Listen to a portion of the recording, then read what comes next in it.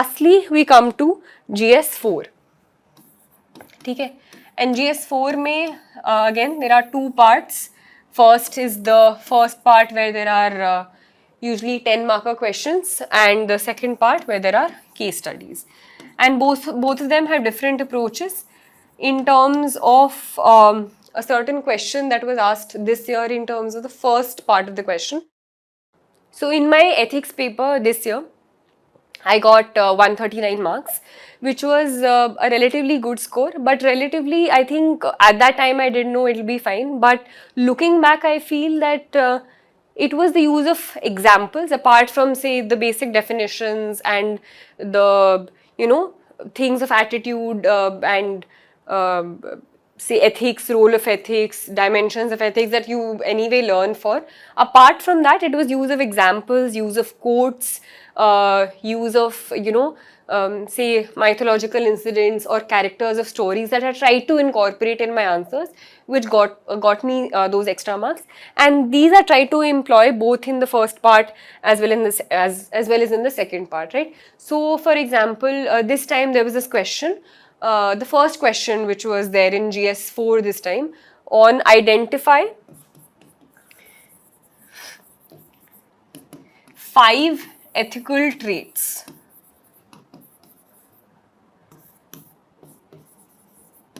Identify 5 ethical traits on which one can plot the performance of a civil servant and then justify. So this was the question. The second question I remember was something about 10 ethical traits or something of that same sort only, right? So these are questions that no one can say that I know or I don't know. Me, the person after me and the person after me, all of us know the answer and will write something or the other. The question then now becomes how to get more marks than the person before and after you, right?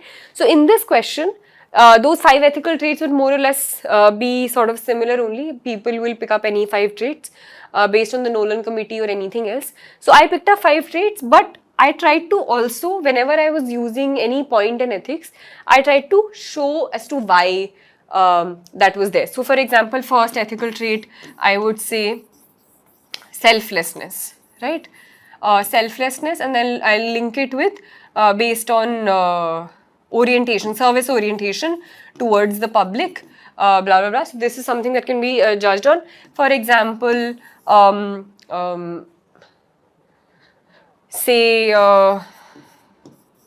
MS Lakshmi Priya on in terms of say working day and night for say Project Sampurna in Bongagaon, or secondly another ethical trait would be courage, but I'd then back it up by saying see the example of Sanjukta Parashar in Bodo militancy areas, right? Or here selflessness I can also talk about Tamboli Ayaj and his building of a hospital against many odds in Maoist affected areas where there was danger to his life. So I don't need to mention that in as many words, but say something, explain why, and then give an example. Say something, explain why, and then so in terms of the second part of the question, which was justify, I am actually justifying why it is there and why those ethical traits are sort of one can plot the performance, right? Because and then the end you can sort of justify it in terms of all 5 traits as well, that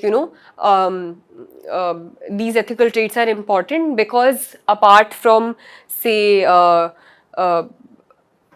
merit or apart from efficiency at work, emotional intelligence is something also which is important, and humaneness is something on which the public judges the people, and the importance of say civil service is orientation towards the public. So at the end you can link all these 5 points together as well in terms of why these are only the 5 that I have chosen and not any other 5, right? So this is something that I could do. So I think I wrote selflessness, courage, another one can be honesty and transparency. So again, try to show why that is the case and where it has been used or seen as being used by a civil servant, right? So this is certain things which I used to do, is write something, give examples. Similarly for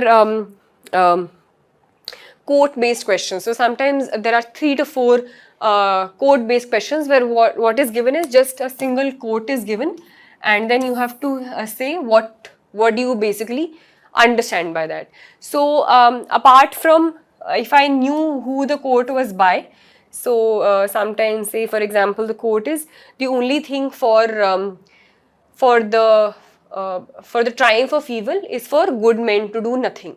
Say if this is the quote. So if I identify who the quote is by, then I can say, you know, this quote by Edmund Burke or someone else is something which tries to show, etc., etc., etc., whatever I'd like to state by that. And in these code based questions, because this is something which people don't understand as to how to approach them, there can be other ways of approaching it, but I personally try to approach it by explaining it through various real life examples and also linking it to other philosophical quotes and other philosophical sayings by other people as well. So say if this is a quote, I try to say, you know, this means that as good citizenry, we must hold our people accountable, hold our leaders accountable and constantly question them. So for example, Lokpal agitation was there to make sure that anti-corruption stance was taken, right? So through once I say something that what I mean by it,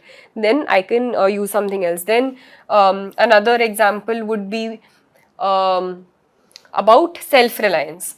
So I would then talk about self-reliance in the context of environmental ethics, that, you know, rather than pointing the blame on someone else, we should try to change our own lifestyle and talk about these things rather than you know, going along with it. And here I would use again the example of Mahatma Gandhi as to be the change you want to see in the world, right? And at the end I would probably say that maybe three reasons, and sometimes these quotes are there, so there's not necessarily something that there's a counter to, but sometimes the quotes you can't completely agree also. You can say that, you know, these are certain ABC reasons why it can be implemented and why it's the correct thing, but at the same time there is an alternative picture also which can be shown, not necessarily contending it completely, but saying that, you know, it can be seen in this way also, at the same time or yet. So in these code based questions, you can sort of divide it into, say, 75%, 25%, in terms of 75% agreeing, 25% not agreeing, or completely, so even 90 or 10% also sometimes, right?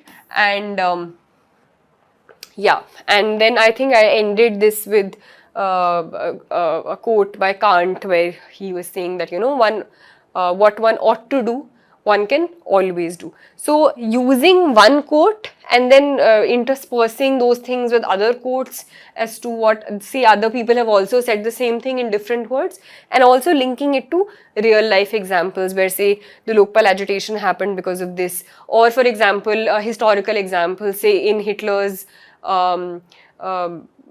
Germany, for a long time, people did not say enough, and this is why certain atrocities happened, and those people are also equally complicit in that. So you can use historical examples, you can use real life examples, you can use mythological examples. So for example, I also used in this question that, you know, even people like Dronacharya and Karn, during the Chirharan, they did not say anything. So they were equally culpable as, say, Duryodhan or the Kauravas.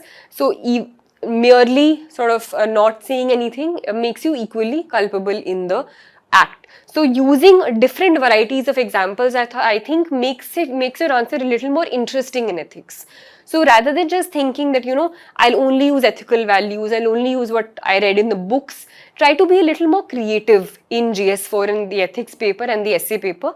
This is something that I try to do, and it did give me some sort of positive results. So you can also try it while you're writing and practicing answers. Okay, so this was the first part of the question, the first half of the paper, GS4, which are relatively 10 marker short questions. So I think there's a lot more opportunity to be more creative. The second part is the case studies. And case studies also you can approach in different ways. I can't exactly share the entire long questions right now, but in terms of, so sometimes there are certain things, there are also differences in terms of how the case studies are there, but usually there are, say, A, B and C, or sometimes A and B. So there are usually 2 or 3 sub questions in the case study, and there are around 4 to 5 pages to answer the case study. Before answering, say if this is question number 7, right? If this is question number 7, A, B and C, while answering, I used to at least write 1 paragraph or more before I started answering 7A, B and C, right? So this before wala part could either be started through some nice quote, it could either be started through a nice anecdote related to what is being taught, what is being talked about. It can again be started through listing the ethical dilemmas that are there in the case. So say the above case talks about the ethical dilemma, certain ethical dilemmas A, B and C in a certain line. You can start with that. You can start with a quote, you can start with an anecdote, you can start with, say, both. You start with a quote and then you link it with, these are the ethical dilemmas being faced. You can also, if the question says not asking, so if the first question is about stakeholders, identify the stakeholders, then you won't use stakeholders here. But if, say, it's not asking about stakeholders, then you can start the introduction also apart from whatever the first line you're saying about a stakeholder analysis. These are the following stakeholders there. Okay, so these are the various ways in which you could start your introduction. You could also start it by linking it to any recent events that are there. Okay, so if there's a question about, say, farm laws or farmer agitation, or a certain protest or certain riots somewhere else, so you can say that the above case is similar to or highlights a recent case which happened here in this thing, where certain ethical dilemmas of A, B, C were there, right? And certain questions of freedom of expression, A, B, C, were talked about. So you can link it to any recent event which has been there, so it shows that you're aware of what is happening, right? So these are various ways in which you can start these introductions. There are 5 to 6 case studies, so make sure that you're not using the exact same template in all 6 of them, otherwise it gets a little boring. So try to change a little bit also. If you think that, I think it's slightly better to change it, but no, don't do it unnecessarily also. If you think the demand of the question is such that you don't need to change it, and if there are certain quotes that you feel are nice and you would like to use in 2-3 things, then it's fine. But again, don't try to repeat the same quote also in more than 2 to 3 questions, because then it feels that, this is the only quote and you're just repeating it again and again. So any sort of examples in quotes you use, you can repeat it once or twice, but not more than that, because it feels a little done. So this is the introduction. In terms of the body again, you can do a little have a little diversity. Certain things that, again, in terms of the introduction or the preliminary part, say if you're writing 7, I've just written the introduction and other parts.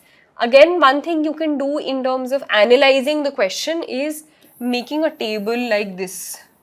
We're talking about fact and value, or when you're talking about, say, if it's a major part of the question, talking about what are the values shown in this, or what are the ethical issues in this case.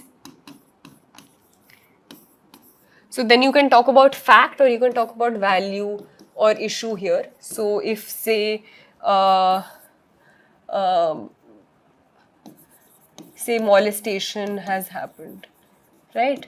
Or molestation of, say, A, B, C, or say second part of the question is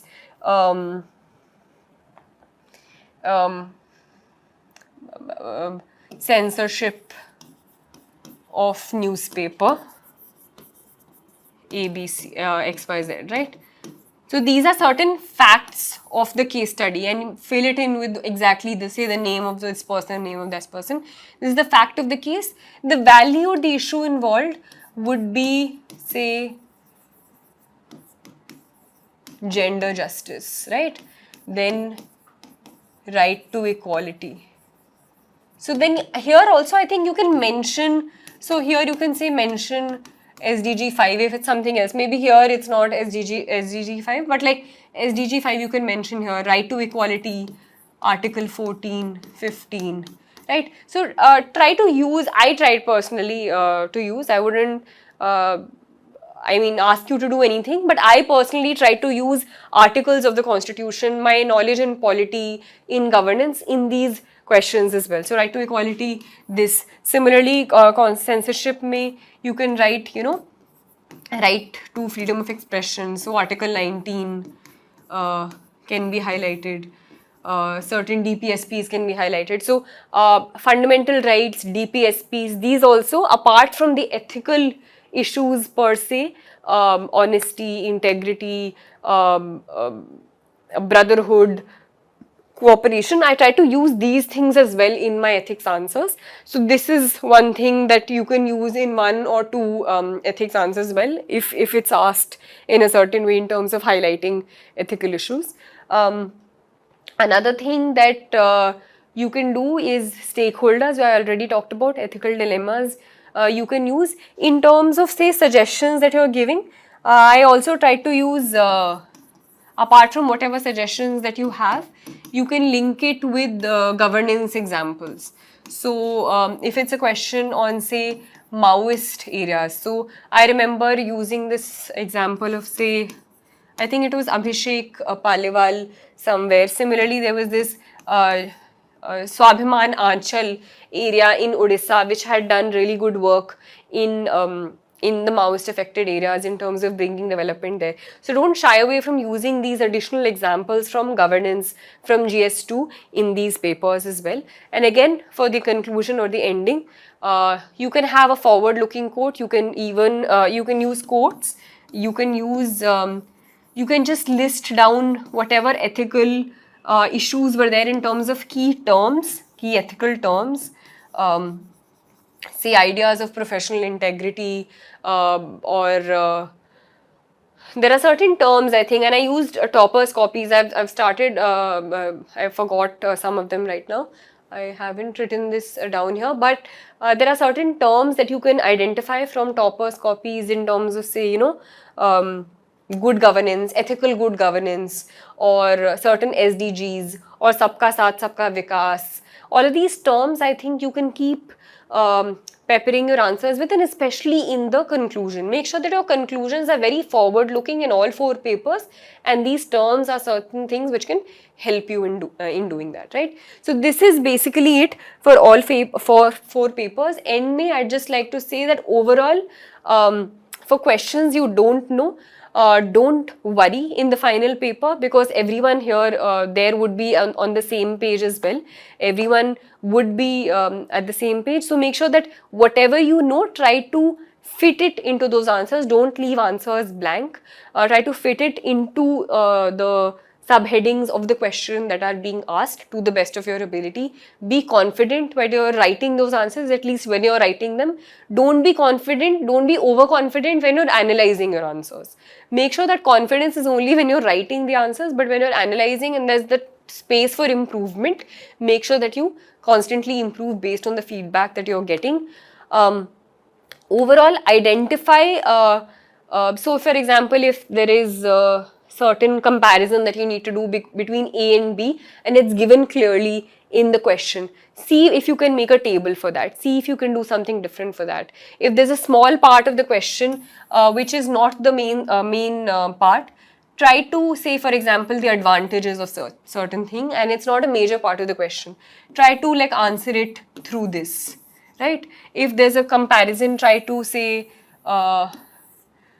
use this to sort of save space, where, say, if you're talking about moderates and extremists, then say talk about in terms of method this, or aims, something else, right? So try to keep innovating in terms of how you're answering these questions, and identify certain key terms for each paper which you can use in the end, say SDG, say $5 trillion economy, say Sabka Saath Sabka Vikas, ethical good governance, idea of new India, Asia of tomorrow. So these things I think can help you in writing better answers, and I think this was mainly it, and only I think these are things that I personally try to follow and I try to personally cultivate before my mains answer writing.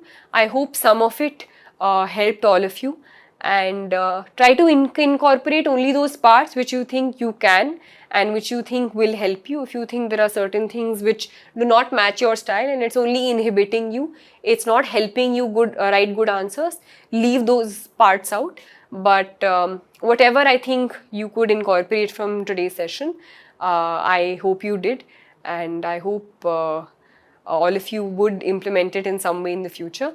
All the very best for all your endeavors. Thank you.